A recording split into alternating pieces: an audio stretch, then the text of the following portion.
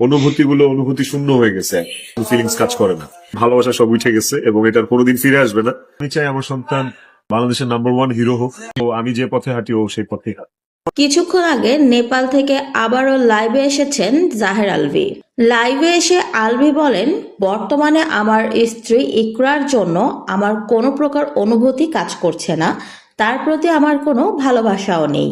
যেই মেয়ে আমাকে এত বড় বিপদে ফেলে রেখে গেছে, আমার সন্তানকে একা করে চলে গেছে, তার জন্য কোনো প্রকার অনুভূতি বা ভালোবাসার কোনো জায়গা আমার কাছে নেই। শুধুমাত্র ইকরা আত্মহত্যা করেছে বলে আমি এত বড় একটা বিপদে পড়ে রয়েছি। আমার ছেলে দেশে একা রয়েছে, আমি দেশে ফিরতে পারছি না। আমার জীবনটা যাযাবরের মতো হয়ে গেছে। ঈদ চলে গেল, কিন্তু আমি আমার পরিবারের কাছে যেতে পারলাম না, আমার ছেলেটার মুখটা আমি দেখতে পারলাম না, আমার ছেলের জন্মদিনেও তার পাশে আমি থাকতে পারিনি। বাংলাদেশের মানুষ আমার বিরুদ্ধে চলে গেছে, আমার ক্যারিয়ার নষ্ট করে ফেলেছে।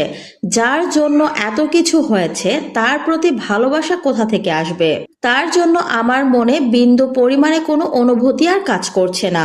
ইকরা জান্নাতে যাক কিংবা জাহান্নামে, তাতে আমার কিছুই আসে যায় না।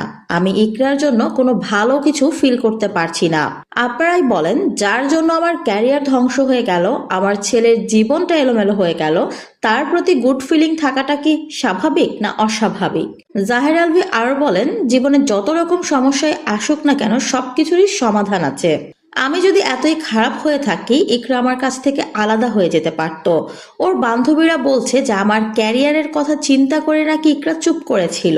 তাহলে আজকে সেই ক্যারিয়ারের আমার কি হলো? ইকরা তো আমার ক্যারিয়ারটা একেবারে ধ্বংস করে দিয়ে চলে গেল, মাটির সাথে মিশিয়ে দিয়েছে। ইকরা আমাকে ধ্বংস করে দিয়ে চলে গেছে। ইকরার মতো মেয়েকে নিয়ে আমি আর কোনো কথাই বলতে চাই না। আমি চাই আমার ছেলে মানুষের মতো মানুষ হোক, অনেক বড় হোক, জীবনে অনেক কিছু করুক। আমার এই ছোট্ট ছেলেটা বর্তমানে যত বেশি কষ্ট পাচ্ছে, তার এই কষ্টটা আস্তে আস্তে কমে যাক। আমি শুধু সেটাই চাই। ছেলে আমার ভবিষ্যতে অনেক বড় হিরো হোক, তার ক্যারিয়ারটা অনেক সুন্দর হোক। তার বাবার ক্যারিয়ারটা নষ্ট হয়ে গেছে, তাতে কি হয়েছে? তার বাবা যতটুকু দূর যেতে পারেনি, ও যেন ততটুকু দূর, তার চাইতেও বেশি দূর যেতে পারে, সেটাই আমি দোয়া করি এবং আমি চাই আল্লাহর কাছে। আপনারা সবাই আমার ছেলের জন্য দোয়া করবেন।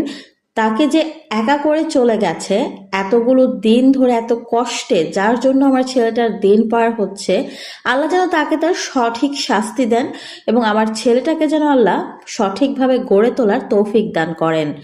এবার ঠিক এভাবেই লাইভে এসে ইকরার প্রতি রাগ এবং ক্ষোভ ঝাড়লেন জাহের আলভী।